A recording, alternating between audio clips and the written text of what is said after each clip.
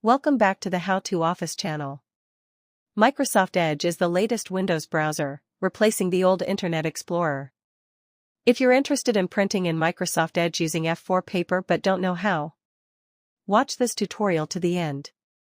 First, go to the Print view in Microsoft Edge.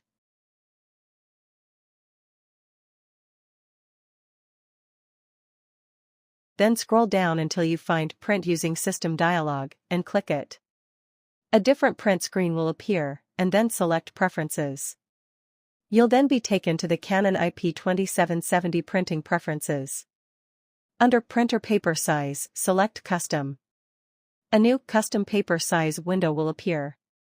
Set the width and length of the F4 paper.